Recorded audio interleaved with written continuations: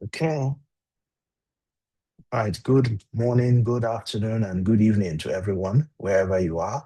And welcome to the Champions of Performance mentoring session, the usual monthly mentoring webinar that focuses on various aspects of capacity that help professionals like yourselves, human resources management, strategy, transformation, project leaders, as well as learning and development professionals to build your capacity to translate your organization strategy to results, which is really the focus of the Champions of Performance program. So, welcome to our existing members. I can see quite a number of those of us who have been here for many, many months. And welcome to our new joiners who are joining us for the first time on this program. Welcome, and we look forward to having an engaging and thoughtful and thought-provoking session with you today. Um, my name is Omag Bisher Barrow. I'm the Chief Executive of Ethico Management Consulting. For the benefit of those who have been with us over the years, this is just to let you know that our company, formerly known as Learning Impact Nigeria, is now known as Ethico Management Consulting. So we've completed all the regulatory processes. We have adopted this new name, and so we hope that you will, continue to support us on this journey. We have a new name and hopefully a new direction and focus. I'd like to also thank my colleagues from Ethico Management Consulting who are here, who have been working behind the scenes to ensure that all of this is a success. As usual, I'll be starting by putting on my slides and going through the discussions and the conversations for today. So my slides are now on the screen. I believe that I am audible and that you can see those slides and we're ready to go. Right, so let's jump right in. But just before we start, as usual, just a sound check, just to confirm from one person or two that they indeed can hear me. Yes? Yes, I can Yes, hear you. Thanks very much. So the subject matter for today is um, the organization as a system. Otherwise, we can call it systems thinking. And the idea behind this is about the importance of looking transfunctionally, cross-functionally, and at looking at the entire system of the organization, because the organization is a system. And if that organization is to achieve its strategy, to achieve its results, then it must conceptualize and execute from that systemic viewpoint. As usual, we start off for the benefit of those who are joining us for the first time and even some of our existing members, and especially because we have had a recent change in our name, to talk a bit about our company, the Ethico Management Consulting Group, and to also talk a bit about the Champions of Performance program in terms of what it's about and what we try to achieve. On the screen, Ethical Management Consulting, like I introduced a few minutes earlier, was formerly Learning Impact Nigeria, and we've been in existence since 2010. Our essential focus as an organization is to provide best in class solutions, resources, tools, and products that help organizations to translate their strategy to results, what we call STR. And to achieve this, we deploy a number of innovative um, interventions, I will call them. The first being a whole group of what we call STR accelerators.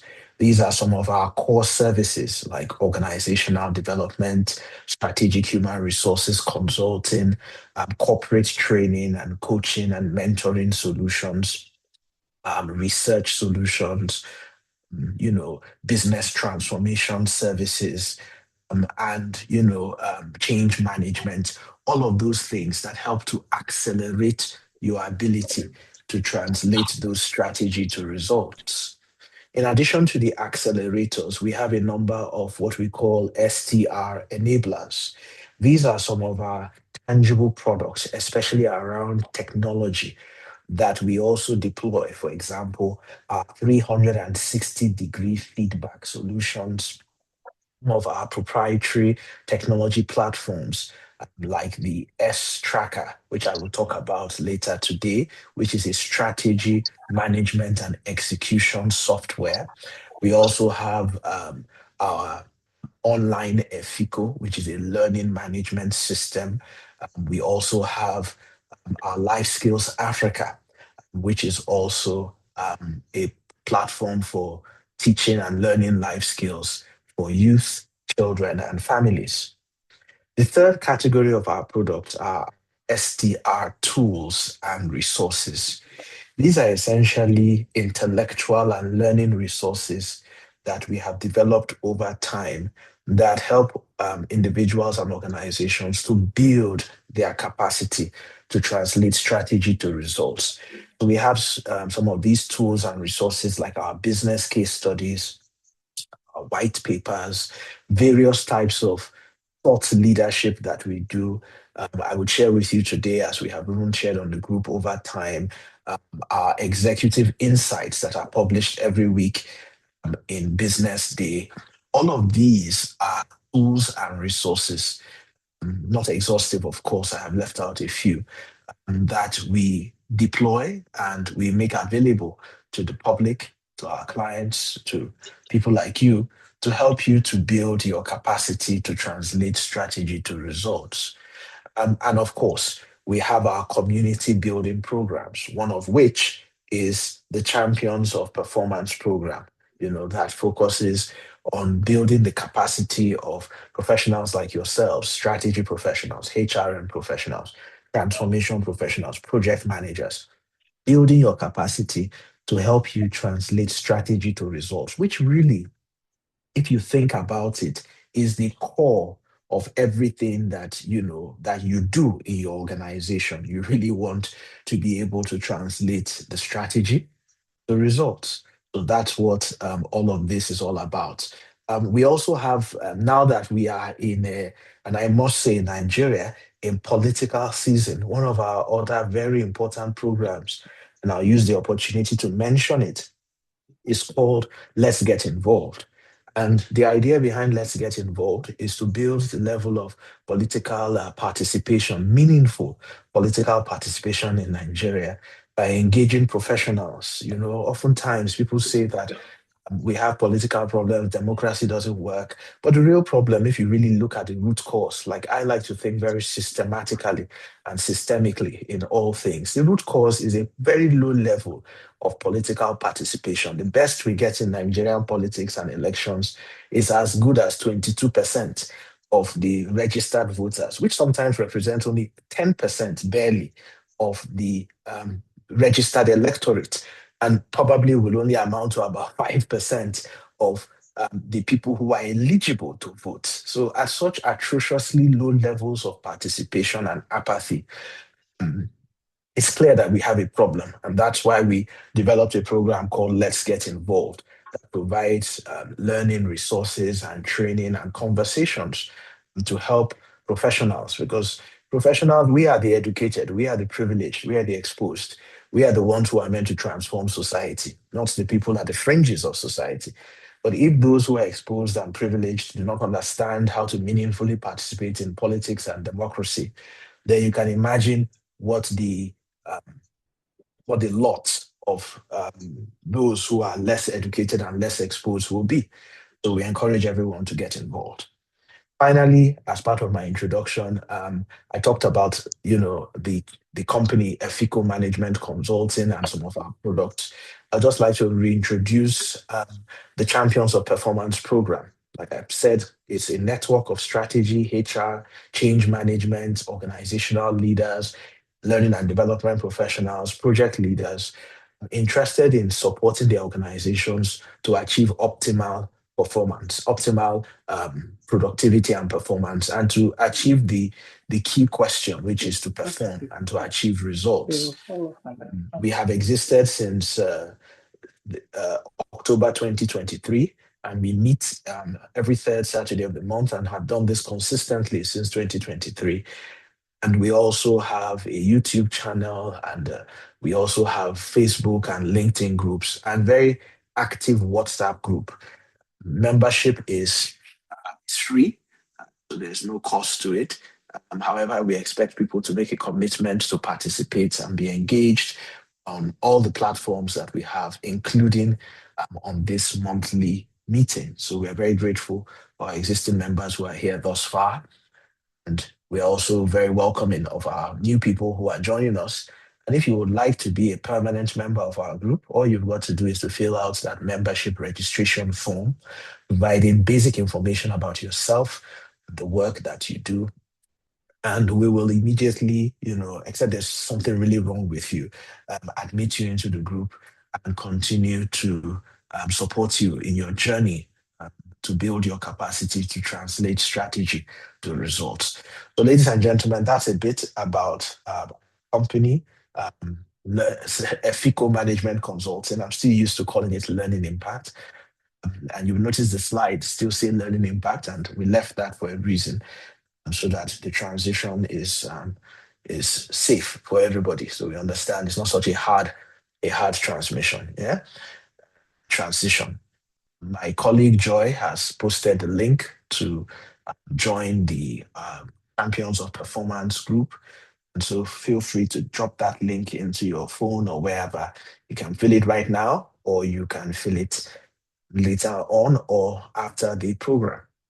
So, like I said, today we're going to be focusing on the organization as a system, better known as, or alternatively known as, systems thinking, and how that really fits into strategy and execution. Remember the goal, everything that we do here is around ensuring that organizations can define their intentions very clearly through a strategy and go beyond just defining that strategy to executing it, and go beyond just executing it to achieving results. So for today, as usual, we're going to start off with our learning objectives and our outline. So essentially, there are three things that we want to achieve in the next 1 hour or less. First, we want to explore some of the theoretical foundations that underpin systems thinking. This is consistent with our style at the Ethical Consulting Group, where we believe that everything we do practically in our organizations, everything we do as consultants, everything we do as HR leaders and professionals, as strategy professionals, every single thing we do should be tied to the science. There should be scientific evidence that supports what we are doing and that it is well grounded in science. And this way, we are able to bridge the gap between science and practice, which is a very important and unfortunate gap that exists. Because if what we do is not based on science and is just based on our feelings, on a fad, or on a whim, or what is trending, then it is no surprise that a lot of what we do in our organizations don't give us the results that we want. So we like to start off every conversation exploring those scientific evidence and theoretical foundations. I also expect that we will spend some time explaining the relationship between systems thinking and strategy. It's absolutely important. There's a strong relationship, and we hope to share a simple framework that helps us to understand how that relationship affects strategy development and the strategy life cycle, as we like to describe it. Thirdly, and finally, we'll be looking at a number of best practices and tools in systems thinking that will help with strategic success.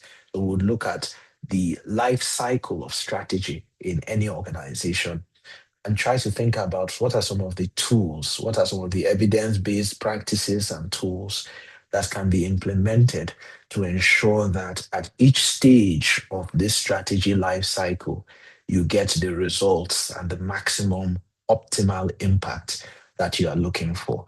So that essentially is a high-level overview of outline and learning objectives. I'm very grateful that thus far everybody has kept their microphones on silent. Please continue to do so. However, there will be times when we will pause for questions and comments and contributions. And at those times, we will encourage that you put on your microphone, make your contributions. And if you want to make contributions using the chat, feel free to do so. During my presentations and the conversations, feel free to chat at any time. Drop your thoughts, drop your ideas, drop your questions, even drop your emotions. Share them with us, whether you are feeling good, whether it's making sense. Give us some feedback. Are we moving too fast? Are we moving too slow? Is there something you would like us to go back to? Whatever it is, feel free to use the chat on Zoom to help us and give us some direction as to where we should be going. So, like I promised, our very first focal point or focal area in this conversation this evening will be to explore some of those theoretical foundations. So let's jump right into it. What does the science of organizations, what management scholars and theorists developed over time that will give us some inkling into systems thinking, why it is important, and how best to integrate it into conversations about strategy? So we've got several theories that explain systems thinking and its importance and so on and so forth, and its contextual relevance to strategy and strategy development. But for the purpose of this conversation, I'll just be focusing on two areas, okay? Four areas, sorry, or four theories. The first is called general systems theory. And general systems theory, as you can see on the screen, proposes that organizations are open systems that are made up of interdependent parts. And I want us to pay attention to that critical language, that expression, interdependent parts that interact with each other and also interact with the broader environment. So when you think about like strategy, for example, a lot of times when we say, oh, we want to do a strategy, we're always thinking about the broader environment, and this is very common. And for myself as a strategy professional, I had to pinch myself from time to time around this because a lot of our approaches seem to focus more on external scans. You know what I mean? Even when we scan internally, when we are doing a SWOT, we really thinking about it from the interdependent parts within the system. Oftentimes, we're talking about things like pestle analysis, like Porter's five strategy framework, and so on and so forth. A lot of those things are outward facing, and we are basically often saying that the problem that we need to, or the opportunity that we need to deal with most in our organization has to do with the environment. That's valuable. But how about the interdependencies that are within the organization? General systems theory is challenging us to see that we need to pay a lot of more attention to that. And that's really why we're having this conversation. Systems thinking is about the fact that if you improve the individual parts of an organization, it does not improve the performance of the entire organization. This is very powerful. And it comes from one of the leading scholars in management science through history. And he says that, very importantly, that if you fix HR, you fix finance, you fix IT, you fix technology, you fix customer service and marketing, fixing those things in isolation does not generally translate to a better organization. That's very powerful because what that then challenges us to think about is, so what creates a better organization? Here's what he proposes, that fixing the connectedness between finance, HR, technology, customer service, and so on is even more important. Because if you fix the individuals, but you don't fix the linkages between them, then all you have is a very effective HR, a very effective marketing, a very effective customer service and production and operations and IT. But that does not necessarily, and the science has proven this, translate to a better organization. Open systems thinking, the third theory that we we would explore, um, says that organizations operate through a system, and that if that system is weak, then the entire organization will be weak, regardless of your strategy. So organizations operate through a system. If this system is weak, no matter how good your strategy is, your your organization will be weak. So it speaks to what I wrote about in Executive Insights this week in Business Day newspaper, which is that systems trump strategy. So you remember, they said that what's his name, Peter Drucker did not say that culture is strategy, but I've always said consistently on this program, in our conversations, that that's okay. Even if Peter Drucker didn't say it, you can ascribe it to me. You can say Michelle Barrow said it. And if you're not happy enough with that one, try the new improved version that mm, systems trump strategy. So there's so many things hitting strategy. Culture has hitting strategy. Now, systems are trumping strategy. I wonder what next. But what does this tell us? That just having a strategy, just implementing a strategy is not enough. That there are many things we need to pay attention to. And then finally, but not exhaustively, learning organization theory, that organizations need to be learning organizations. And to be a learning organization requires us to shift our focus, not just from events. Sometimes what's an event? Oh, something happened. There was a major failure in our operations, or there was a major success in our marketing, or the symptoms of some of these things. Sometimes when we do, for example, strategic analysis, we focus on the symptoms. We say, oh, um, we notice that our net promoter score is X. We observe that there's a decline in our profitability and in our balance sheets and in whatever it is, metrics that we have. Those are symptoms. The learning organization is one that focuses on root causes. Very important. What are the root causes of these things? Because it is only when we take a step back and look more critically to root causes that we can really develop a strategy that is responsive. Here's my experience. A lot of our strategy analysis, our strategy development, and our strategy implementation is often driven by events and symptoms. We see the symptom and we say, okay, so what do we do about it? That's great. But we need to stop and ask, what is the root cause? Oh, we see that profitability has declined. We see that competition is getting more fierce in the marketplace. Okay, but what is the root cause? Because if we don't pay attention to the root cause, then we are only responding with superficial treatments of whatever this challenge or this opportunity is. So, dear friends, those are some of the theoretical foundations. I'd like to pause and get your thoughts on them. What do you think? Do you have any questions, comments? What type of ideas come into your minds? Maybe that's a critical question I want us to reflect on.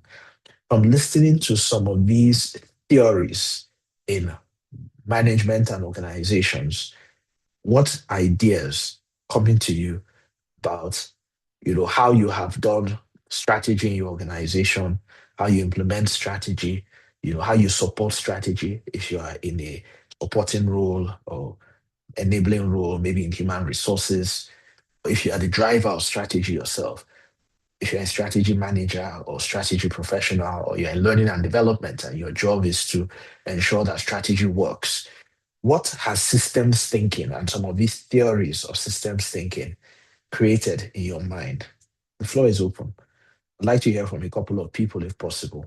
Or what questions or comments do you have about these theories that you'd like to ask or share before we proceed?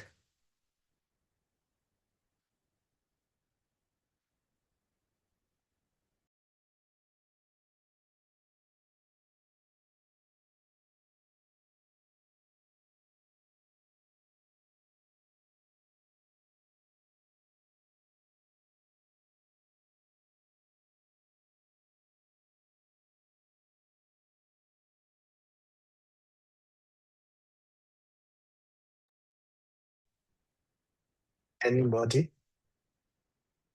Yes, Claire, please go ahead.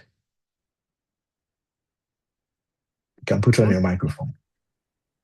okay. Good evening, colleagues.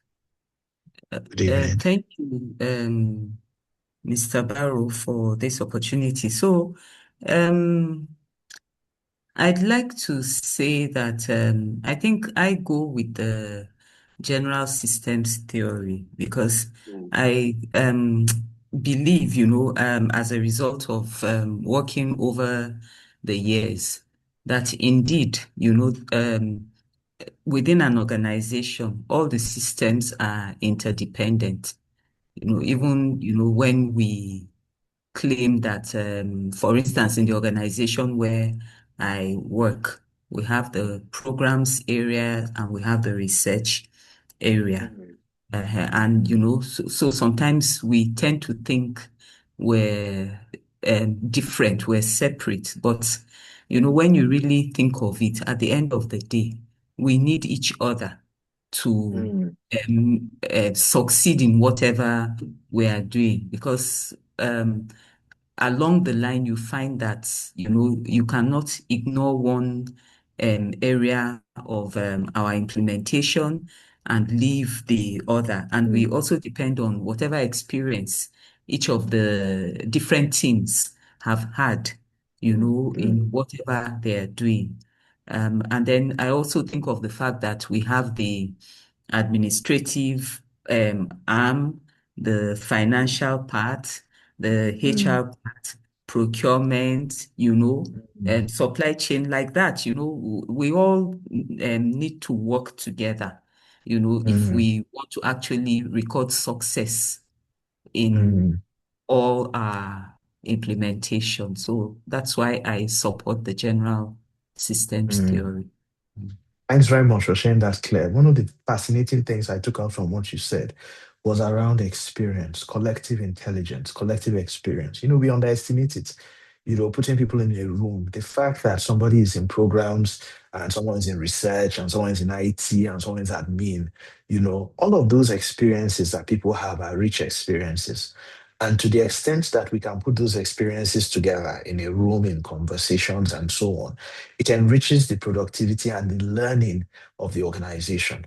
So very importantly, if organizations want to really get the best out of themselves, they need what we describe as cross-functional and trans-functional capabilities, which the general systems theory supports. Thanks for sharing that. Angela, please go ahead. I see your hand is up. I hope it's not tired being raised, waiting. No, good afternoon, sir, and to my colleagues here, good afternoon. I Mhm, just want to appreciate you for breaking this down.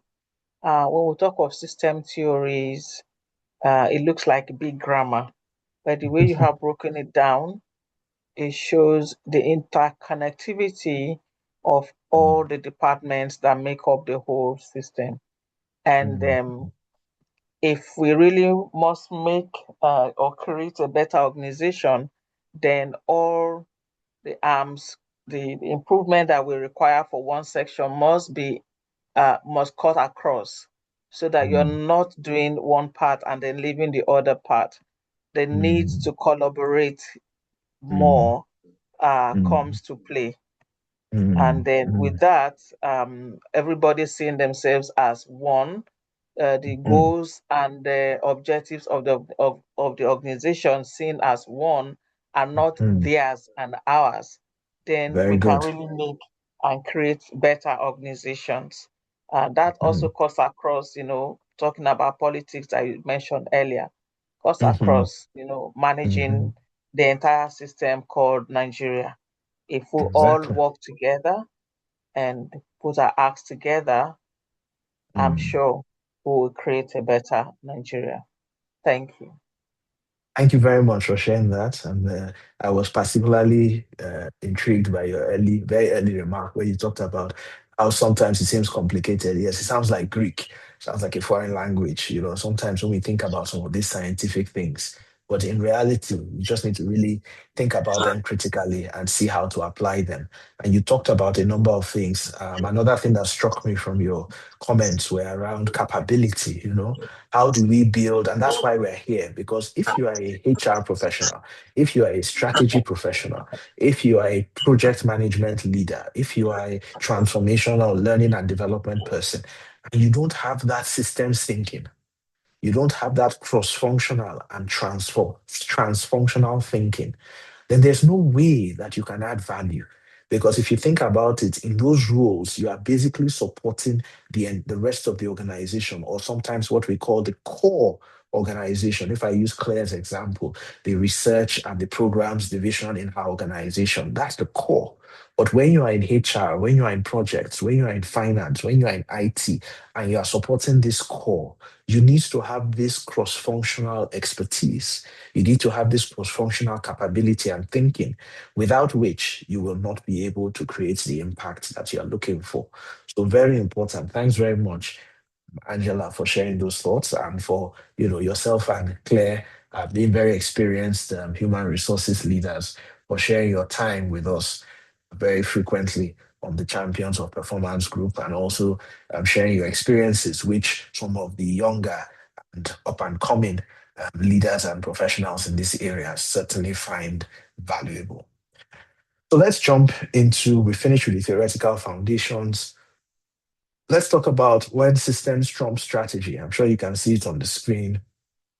The executive insights from this past week, from Business Day.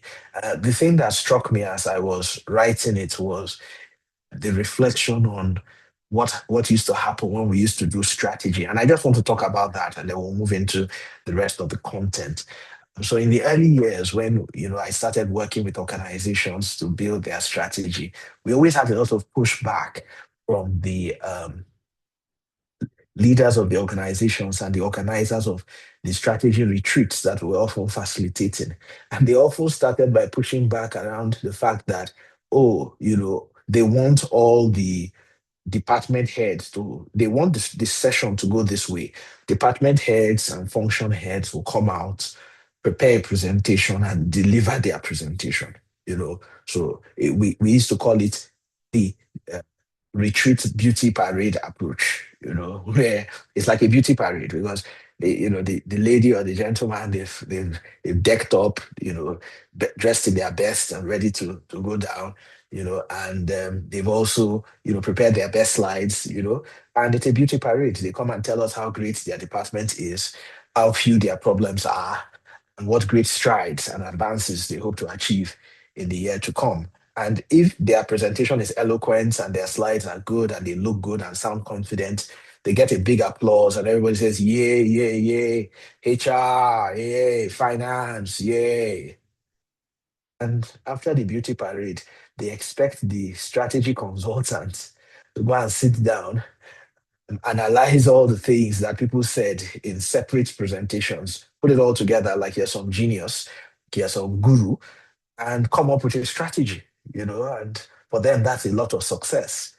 And we would push back and say, no, that we want a strategy session where we co-create the strategy, where we facilitate a conversation, where we get people to work through collective intelligence in small groups to identify their common pain points and their common sweet spots, to come up with strategic themes, to flesh out those themes into strategic goals. You know what I mean? To take those goals and break them down into an organizational work plan.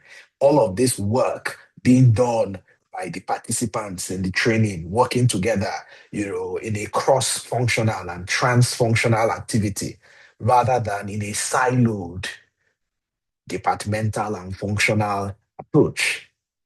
And it's interesting that even in 2026, I had a conversation with a prospect this last week, even after publishing this article. And I, of course, sent it to the person immediately to say, and the person was saying, no, what we want is, we want all the HODs to come and give a presentation. And apart from this obvious flaw of this siloed approach, the other obvious flaw is that it just takes up too much time. You know, I mean, imagine what it takes for every HOD to come and give a presentation.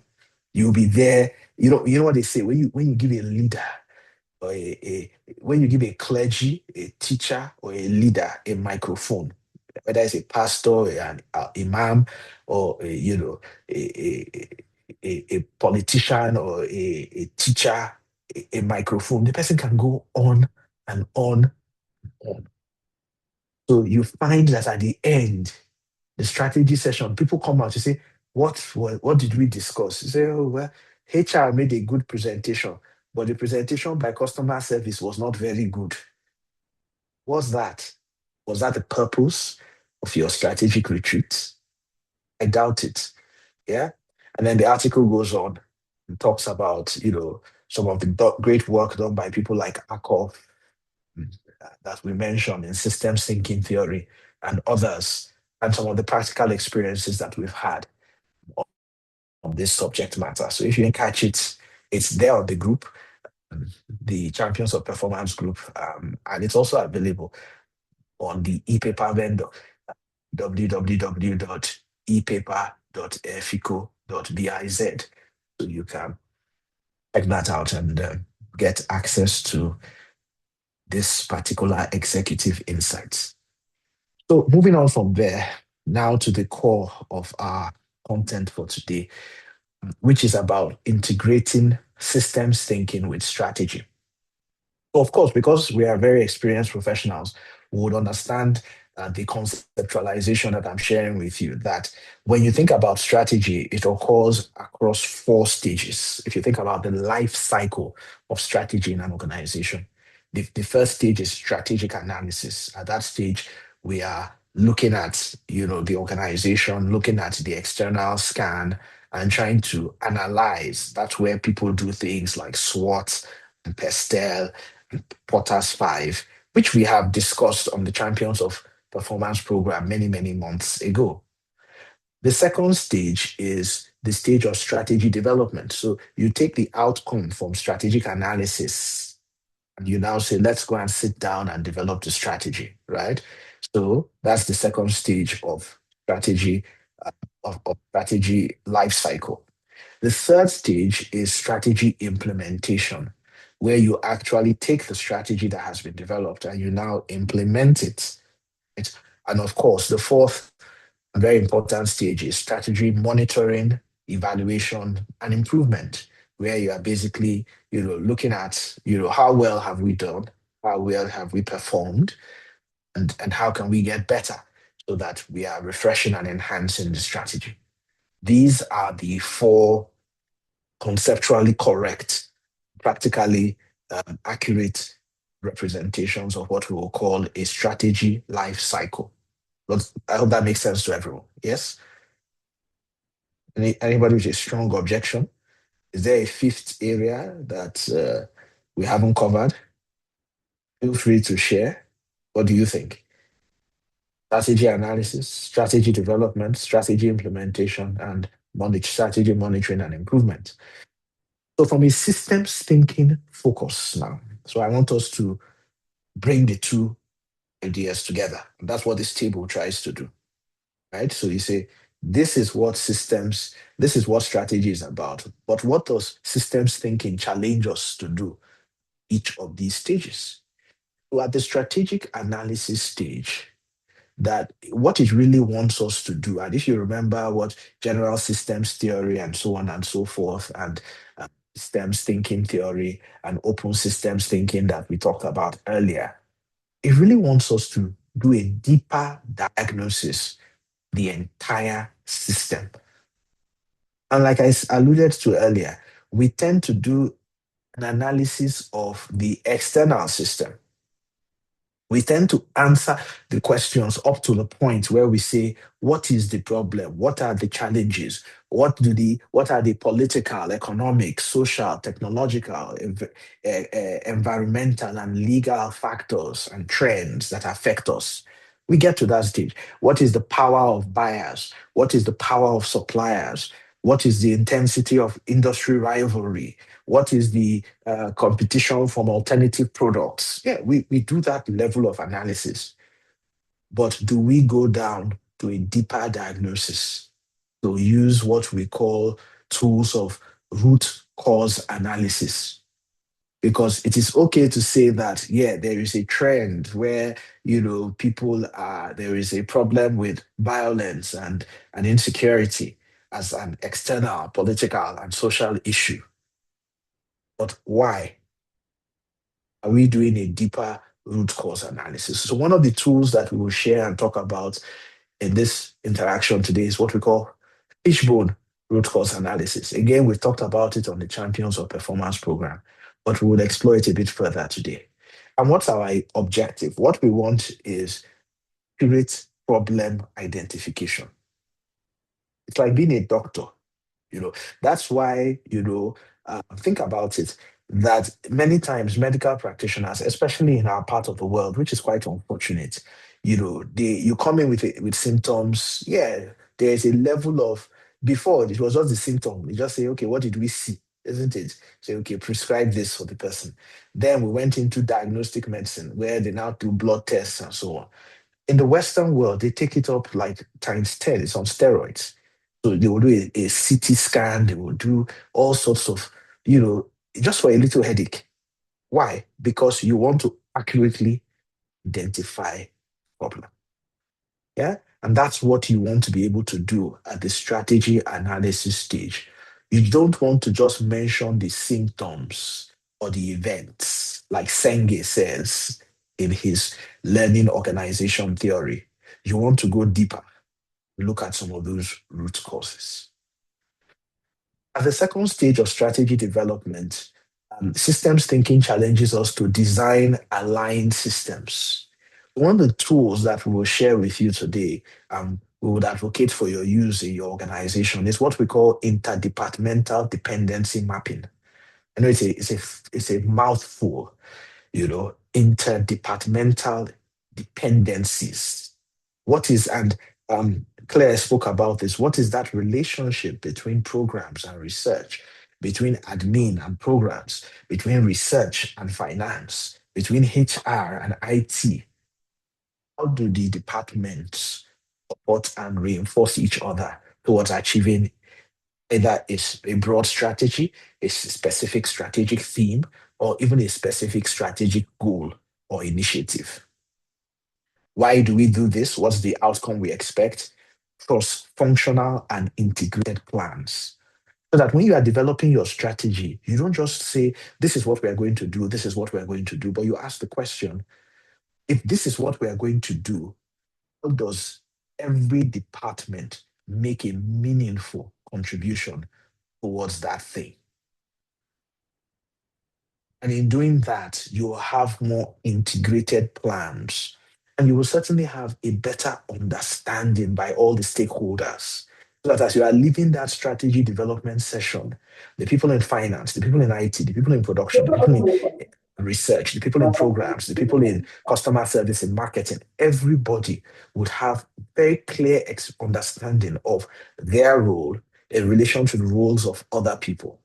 So it's not enough to just build out our strategy document if we have not paid attention to interdepartmental dependencies. Why is this valuable? Ladies and gentlemen, as you go back to your organizations, you're thinking about doing strategy analysis, you're thinking about doing strategy development, you can challenge the process, you can add value to that process by saying, look, let's incorporate some root cause analysis in our strategy analysis. Let's develop interdepartmental dependency tables, matrix for all of our strategy goals. Let's do these additional things that will enhance our strategy. The third stage is strategy implementation. And systems thinking challenges us to align the entire organization. And this is where the political example that Angela was given, that I think I was going to comment, but I said I'll wait for it, Angela. So here it is. The concept of thematic champions. Thematic champions. And I'll talk a bit about it now because I'm not sure I'll talk about it later. But the idea is very simple. And I like to use one of the most popular examples I give about strategy in Nigerian political context, which comes from previous president, Muhammadu Buhari. Every time he was asked, President Buhari, what are your plans for the agricultural sector in Nigeria? He always had the same answer. President Buhari, what are your plans for industrial revolution of Nigeria? President Buhari, what do you think about the educational system in Nigeria? He always had the same answer. There are three things we need to focus on: security, economy, and corruption. He always had the same, especially when his early campaign in 2015. Security, economy, and corruption.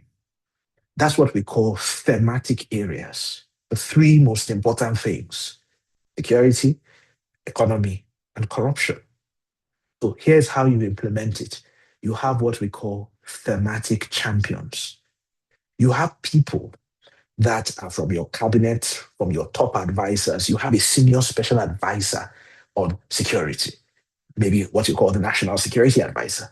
You have a senior special advisor on the economy, what you may call a chief economic advisor. And then you have a very senior special assistant on, anti-corruption, what you may call maybe the chairman of the ICPC or whatever position the person is. That person's job is to carry that flag of the specific thematic area they are assigned and ensure that in every ministry, department, and agency all throughout the country, this theme of security, economy, or corruption is that war is being waged. And it's the same with our organizations. So that's exactly what we want. We don't just want HODs. You see, after our retreat, we say this HOD is responsible for this initiative. Finance, this is your own. HR, this is your own. But we forget that the strategy consisted of thematic areas. And those thematic areas need to be championed by somebody. So if we don't have thematic champions, then are we really doing systems thinking strategy? Or are we just going back to a siloed strategy implementation? Finally, but not exhaustively, we will touch back on this shortly, is monitoring and improvement. So you want that system-focused reporting, monitoring, and improvement. And you want to be able to use strategy dashboards. You just don't want to say, oh, how far are we doing in this department? Then you come up and put together some information. You say, this is a report of our strategy. Not very clear, not very impactful. What you need is a dashboard. And many years ago, we built a dashboard at Learning Impact called the S Tracker. And it comes to mind because one of our clients in 2019 were the first people that actually asked for this. And I thought it was very novel. It was one of our clients in the public sector in PTAD, the Pension Transitional Arrangement Directorate, which manages the old pension scheme. And the chief executive at that time, who was very visionary, said that, look, what we want, Mr. Barrow, I don't want to be collecting reports from people. I don't want reports from different departments. I want a dashboard. I want a dashboard that tells me at the click of a finger, the click of a button, where we are across our departments, across our thematic areas, across the various perspectives of the balanced scorecard, where we are with our strategy implementation. That's very powerful. And obviously, what you get from that is very proactive strategy management and very proactive improvements organization-wide in terms of the strategy. So this, ladies and gentlemen, is the interplay between strategy and systems thinking. Is anybody interested in us going to break each of these areas down, look at each of these tools one after the other? Would that be a good next step? I want to say yes. let's bring them to life. Yeah? Let's start with the first one. Let's see. Did someone say no? Someone said yes. I haven't heard anybody say anything. Let's see. What is Okay. the good Claire says bad? yes. Thank you very much, Angela and Claire. So let's start with the first one, fishbone analysis. Right? So if you look at it, what you see in front of you looks like the bone of a nice, what type of fish does this look like? Those of us from Benue, and the riverine areas, the Bayelsa and the South, the Lagos coastlands. What type of fish is this? Is this fresh fish? Is this game fish? Right? So it's that fish bone that I hope we can see. And the beauty of the fishbone analysis, like we spoke about earlier, around that root cause analysis. And I like the fishbone. I mean, there are other tools of root cause analysis, but the fishbone forces you to think systemically, to look at 6 different factors that could be causing that problem. Is it a methodological problem? Is it a methodological challenge? Is it from the perspective of methods? Is it the machine? Is it about the tool that you are using that is causing that problem? Is it the manpower, the human being that is causing the problem and the capacity gaps? Is it the materials that you are using that are causing the problems? Is the problem a measurement or a management problem? That has to do with what are we measuring and how are we managing what we are measuring? Or is it a problem that has to do with Mother Nature? You would observe that all of them start with the letter M, isn't it? And what you are doing with this is asking the critical question. Can someone share with me from looking at this? So what do you think? How does this help with strategy analysis? So what you have observed is that our customer service ratings have declined. That's a good observation. That's a good event. But systems thinking says, no, let's go beyond the observation. Let's go beyond the symptoms. This person has a high fever. This person has low blood pressure. Then let's ask the more critical questions along 6 dimensions. Why do you think this is valuable? Is it valuable? What do you think? I'd like someone to chime in here.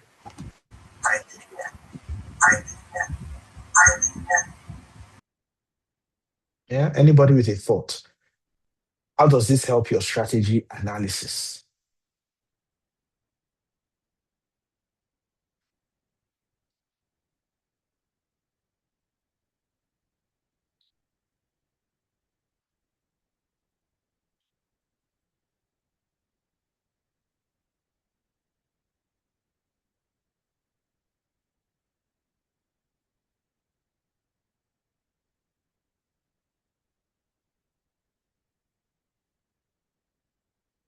I think it helps with an all-inclusive analysis and not one-sided. Yeah? All inclusive and not one sided. Very good. Excellent contribution. Was that from Angela? Yes. Yes. Very good. So all inclusive, not one sided. So you are looking at 6 different dimensions.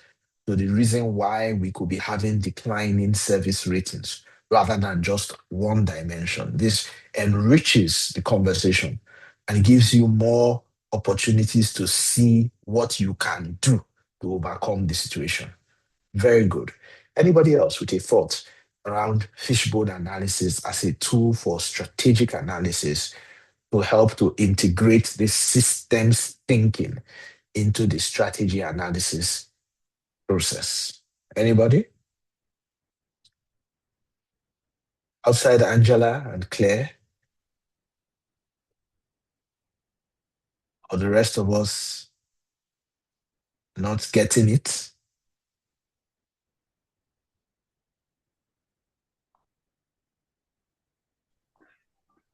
Hello, sir. Yes, please. James, hi. Happy New Year. Happy New Year, sir. Okay, I Mhm. think the rest of us are actually getting it because from the diagram and the explanation you have given, it is actually self-explanatory. I think that is why people are finding it difficult to add. Okay. But what I can say is, if you look at the diagram, at the front is the main issue. And what it means is that if you are using this kind of diagram to do your fishbone analysis, it keeps the main objective of what you are doing in focus. You know, apart from the 6 elements that you can look at to see where the issue is, the objective, the purpose of the analysis is clearly highlighted. So, in addition to the fact that it's assessing the issue from different dimensions, as many as 6, which the earlier person before me has commended as one of the advantages, this approach keeps the objective of what we are doing in focus. If you look at the tail of the fish, you'll notice that nothing is written there. But if you look at the front, the issue, the challenge at hand, the pain point is clearly written. So this approach directs all effort towards ensuring that the pain point is the purpose why we are here, and everything goes towards addressing it. Thank you. Thank you. Thank you so much, James. Again, one of those very experienced leaders in this area that often joins us and supports us with his very profound thoughts around different issues, including the fishbone analysis. Claire has her hand. I don't want her to get tired. Go ahead, Claire. Thank you. So my thoughts are that with this analysis, fishbone analysis, it means that we avoid a situation where one team is blaming the other team or something, you know, because we'll be looking at different aspects that we bring together to produce our outcomes. Very good. Very good. Very good. And you know, you just inspired something, Claire, because when you talked about the teams, so I looked at the diagram and I said, so we could even remove these 6 dimensions, method, material, manpower, and so on, and replace them with HR, finance. You know what I mean? You know, that could be the Claire Barrow, the Claire Bichet fishbone analysis. You know, this one is called the Ishikawa diagram. We can call this the Claire Bish diagram. You know, where you are looking at the problem and you're not just looking at the 6 root causes from the perspective of manpower, method, mother nature, and material, but you're also looking at it from the perspective of the departments. That's very systemic thinking. So Claire, maybe we can take this offline and who knows what we can develop, you know, and publish it in Harvard Business Review. And before you know it, we have a theory and people are studying it in the MBA programs all around the world. Yeah, these are how those great ideas come up. Yeah, you know. Excellent. I've penned that down. Thanks for that contribution. So we all understand now the fishbone diagram, why it's important, the difference it makes, and so on and so forth. And I thank Angela, Claire, and James for those contributions. I also see a contribution from Joy. She says the fishbone diagram helps to understand the why behind what is happening in our strategies. Very important. And that's what fishbone's diagram and root cause analysis is about, discovering the why. And the more whys you have, the more recommendations. So imagine if you have things under each of these 6 areas, it means that then you have more possible, you know, initiatives, more possible interventions. And that just increases the amount of creativity and innovation around your strategy, rather than having a single answer, like what Angela said, or a single perspective, like what Claire also said. So we've dealt with the fishbone analysis. I encourage you to, you know, think about this and to use it in your work and in your organization as a HR person, as a strategy person, as a learning and development person, as a transformation specialist, as a project leader in your organization, you know, to improve your outcomes, especially around strategic things. The second tool that we spoke about, and this is one of my favorites, you know, at the end of the day, somebody always has a favorite, you know, the interdepartmental dependency matrix, you know. And I was first introduced to this by a gentleman who, and I must give him credit for it, because every time I see this, I always remember him and Bala Bello. Bala is the deputy governor in Central Bank right now. So if anybody knows him, you can give him a shout out and tell him that, Michelle remembered him today, because every time I reflect on this and on this concept, I remember the weekend, the whole week, into a weekend that we spent with Bala. At that time was an executive director in Sigma Pensions, and we were doing a strategy retreat for Sigma Pensions. And Bala called me to the side as the facilitator, and he says, Bish, you've got to think about this, that, interdepartmental dependency. We've been talking about, you've got us together now, we've come up with this strategy. He said, but Michelle, how does this connect every department? And we create this connection, And then he sat down with me, scribbled it on paper, and since then, it's been an amazing tool that we have used, we have taught, and I will share with you today. So Bala, thank you very much for that. And I imagine that everywhere he has gone, he has, used this and continues to use it. The interdepartmental dependency matrix basically says, as you can see if you look on the screen, right, that to achieve so and so strategic goal or so and so strategic theme, Y depends on X or to do something. So who is Y? So the Y-axis. Do you remember? You see, this is why when we were doing differentiation and integral calculus in secondary school, people were saying, who cares? What does Y and X have to do with the real world? Well, here it is. Because Y is now this X is on the X-axis, isn't it? So Y is finance, HR, operations, infotech, production, marketing, all your departments. And X is the same departments again on the X-axis. So let's go through it together. So for example, it says, to achieve, let me use one of our strategic themes in learning impact or in ethical consulting. I keep forgetting. One of our strategic themes is to grow through networking and collaboration. Yeah, to grow our business through networking and collaboration. So to grow our business through networking and collaboration, our IT team depends on the marketing team for what? And then you write it into that column, into that box. It's over here. And you do the same. You say, to achieve this strategic theme, our HR team depends on our operations team or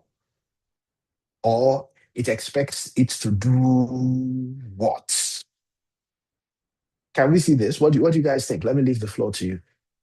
So this is the concept. So you build an interdepartmental dependency matrix. You show what every department in the organization depends on other departments for. And you see any value in this? What do you think the practical relevance is? I'd like to hear from you. I think I've explained it enough, like James said.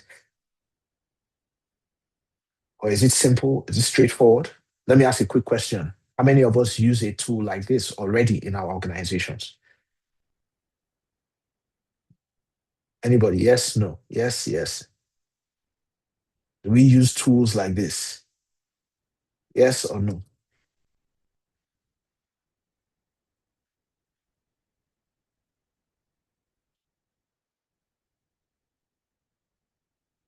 Okay.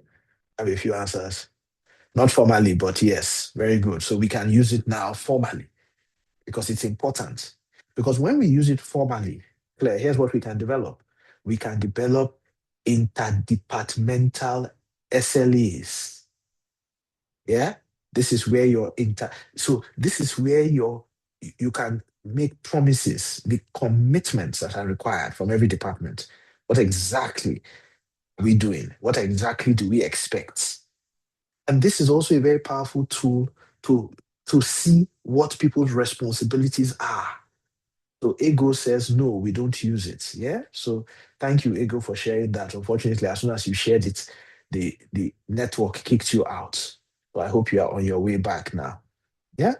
So this is a very powerful tool in my mind that should be a part, it should be integrated into your strategy development process. You should not end a strategy session. You should not say we have a strategy document if you haven't, because in the strategy document, you will create a high-level strategic plan. You will have an organization work plan. You will have a departmental work plan. You will have a change management plan, and so on.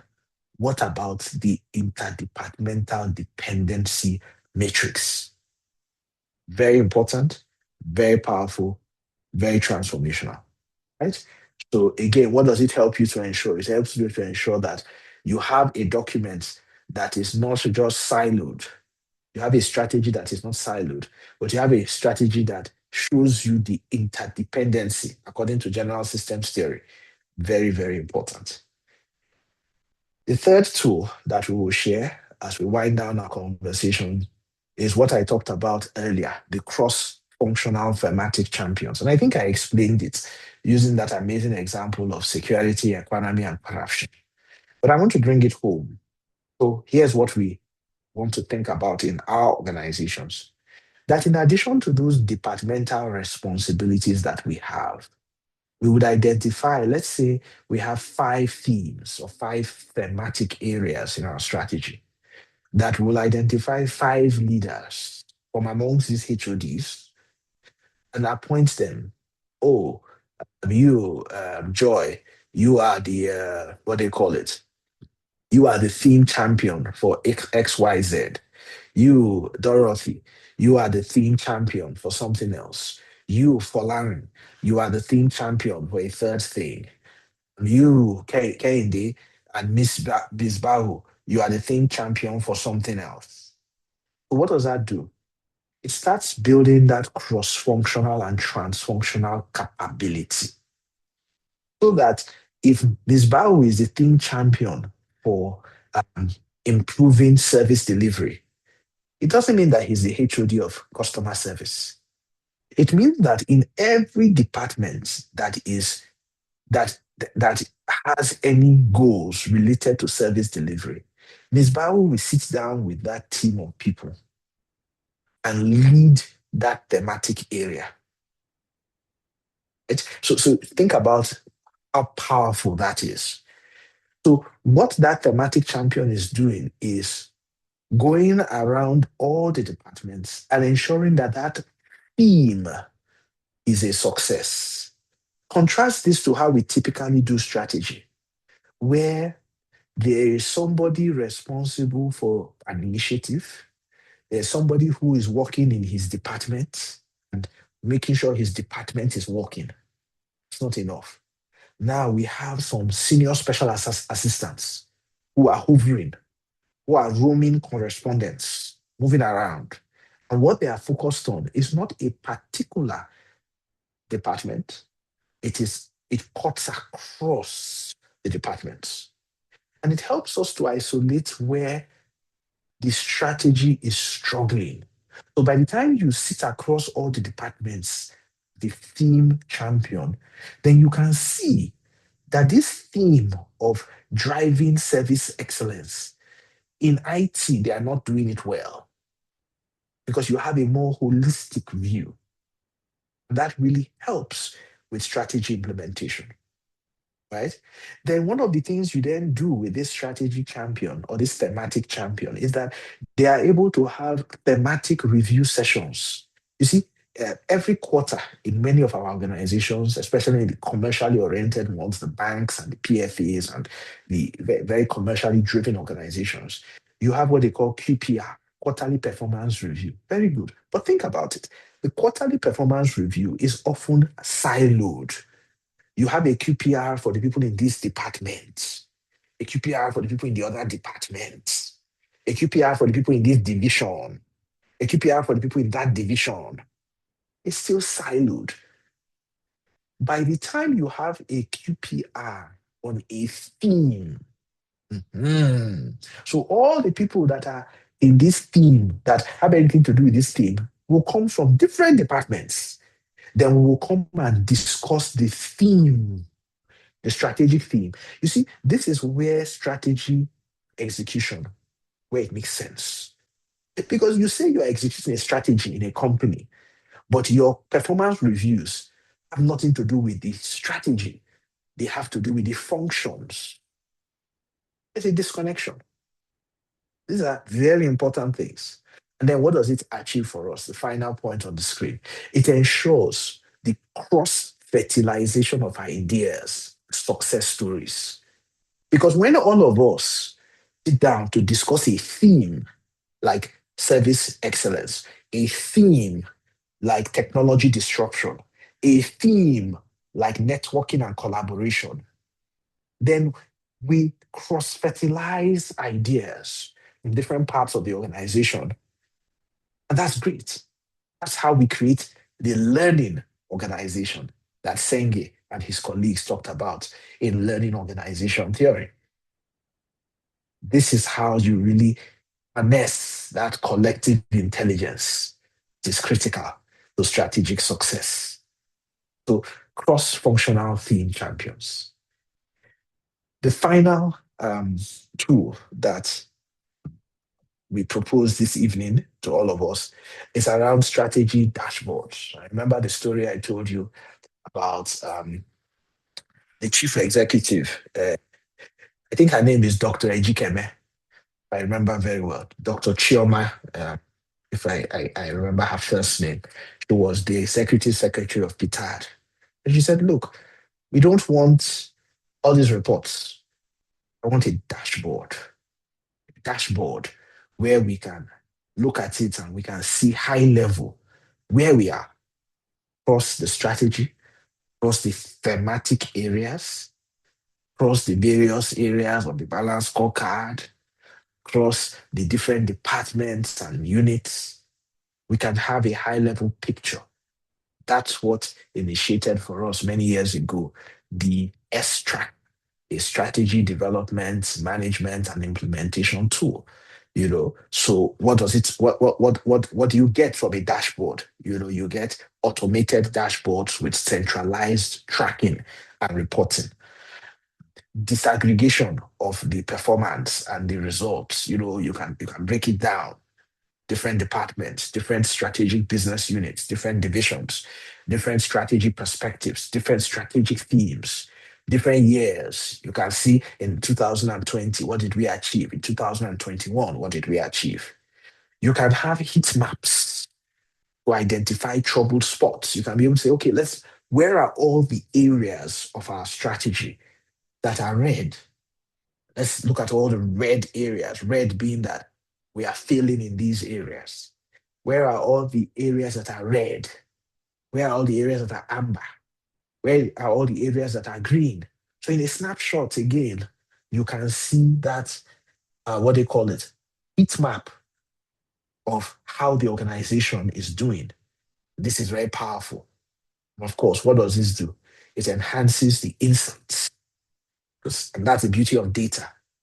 So instead of just collecting reports from left, right, and center, and struggling oftentimes as a strategy person to put all these reports together from different Excel sheets and from different departments, using a strategy tracking dashboard and software is very powerful.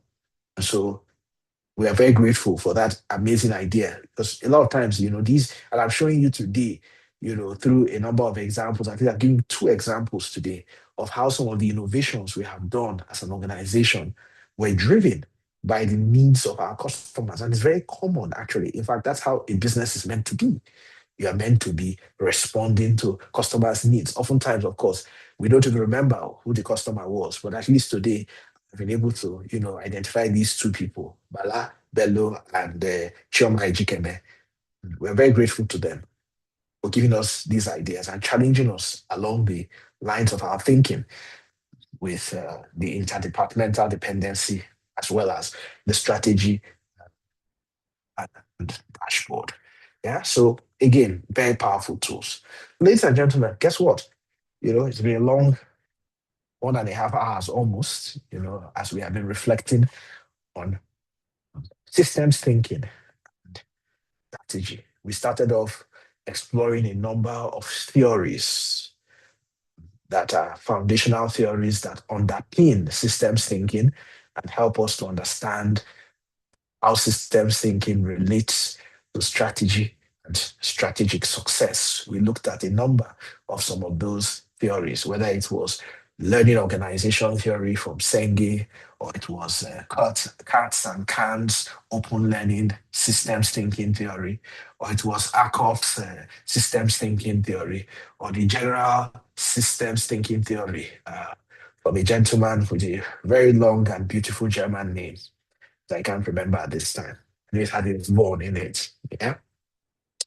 And then we moved on to explaining that relationship between systems thinking and all its proposes and the strategy life cycle, that consists strategy analysis, strategy development, and strategy implementation, and strategy monitoring, evaluation, and improvement.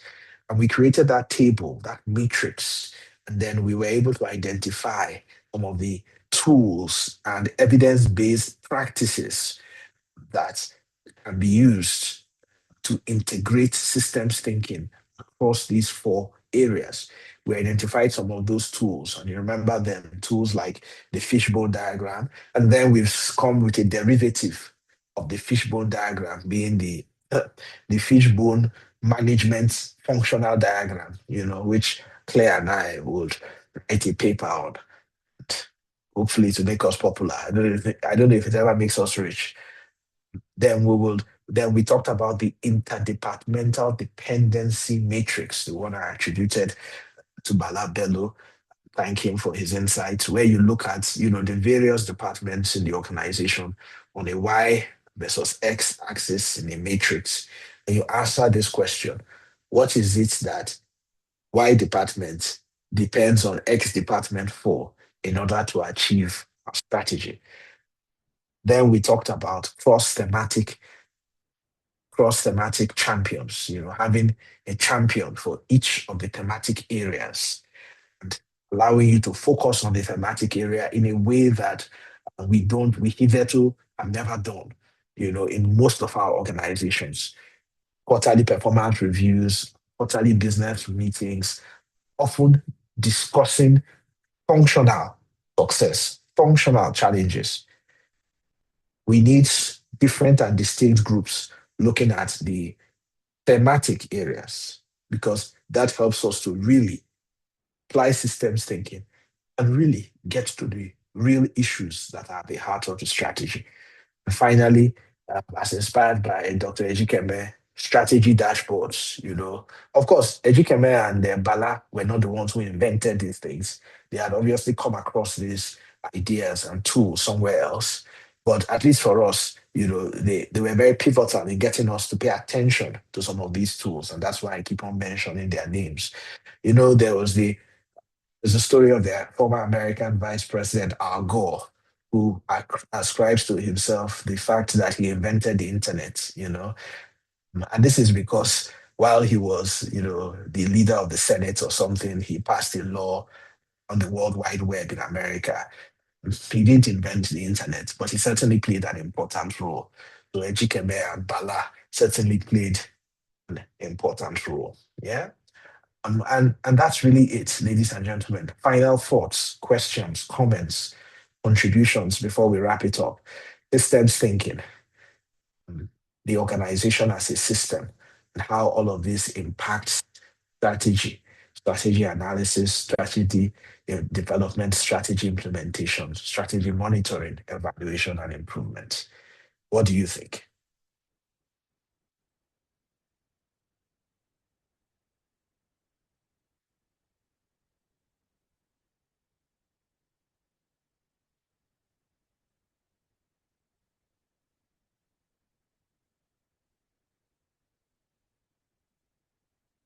Some people's voices that we have not heard. There are many handwritings that we have not seen. There are keyboards that we have not seen today. Do we have any final thoughts, questions? Was this useful? Do you think you can apply some of these things in your organization? Will you need more help and support in any of these areas? Floor is open.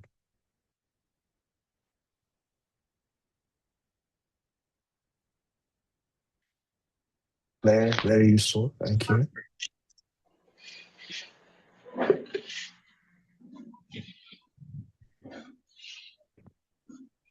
Okay. Thank you very much, Prof. Please. I like to call you Prof. I know you don't like it, but that is what you are. I can only support because this is not just an introduction. It's like I appreciate your willingness and also build the upcoming HR and strategy professionals. I've gained a lot, even with all my years of experience, and I can assure you that I have gained so much that in my next brief relating to other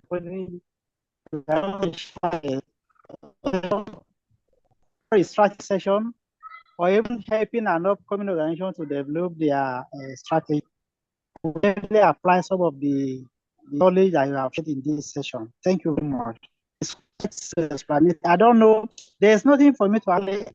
No, if I add, I'm only waiting what you have said. Thank you so much, James. Thank you. Excellent. And I see from Olufumi Layo says the strategy dashboard and interdepartmental dependency matrix is what stands out the most. Nkiruka, Polari, Claire, thank you for your thoughts. Angela has a hand. Go ahead, Angela. Yes, I was going to ask this matrix during those strategy sessions where people are coming to make their presentation and all of that. Did they ever apply this matrix to say, okay, HR dependency on finance or finance on that, where you have enablers and things like that? Do they ever use all of this during Well, such? I haven't seen them using it, and that will even be a good direction. Even if you have done the beauty parade, when the beauty parade is over, isn't it? At least let's Yes, put it on the interdepartmental yes, on matrix. how Excellent to contribution. execute. Because Exactly. if you Yeah. have to execute, you have to use this matrix to know and Yeah. to see where you can collaborate with the other department to achieve the overall goal. So I really Excellent. appreciate what you have shared with us. Yeah. I think there's so much for me to apply here in my current space, and I appreciate. Excellent. Thank you. Very welcome. Great, great, great. So thank you so much, everyone, for your time, for your participation and your contributions. We want the Champions of Performance program to grow, to expand. Currently, we have about 250 odd members, and we want to continue to grow the scope of the program and its influence and its impact. We want our numbers of registered members on the WhatsApp group. We want it to grow because we want the practice of strategy to results. We want that practice and some of these tools that you are so excited about. We want these things to become bread and butter in our organizations. We want them to become part and parcel of the culture of how organizations all across Nigeria, all across Africa, and even into the world. This is how we think. This is how we develop. This is how we implement. So we're encouraging you as existing members. Please feel free to invite others. Invite people in your organizations. Invite your junior colleagues. Invite your peers. Invite your senior colleagues. Invite even people from your competitors. Invite some of your providers, your clients, anybody and everybody who is interested in getting better performance in organizations, especially from the perspective of strategy people, HRM people, learning and development people, transformation and change people, as well as project managers and talent managers and so on. We want these types of people coming together, learning about these types of things so that we create a better organization and a better industry. And like Angela said at the beginning, even a better country. Yeah. On that note, I'd like to thank you all again for your time and your attention. I'd like to thank my colleagues. I'd like to thank our product manager, Joy, who is responsible for the Champions of Performance program. to thank our existing members and also people who are joining us for the first time. If you share that link again for the purpose of those who are joining us, feel free to, click the link, fill out the membership application, and, become a member of a very unique group of professionals learning to translate strategy to results. On that note, thank you very much. So long, farewell, auf Wiedersehen, goodbye. Goodbye, everyone. Goodbye. Bye. See you some other time. Take care, everybody.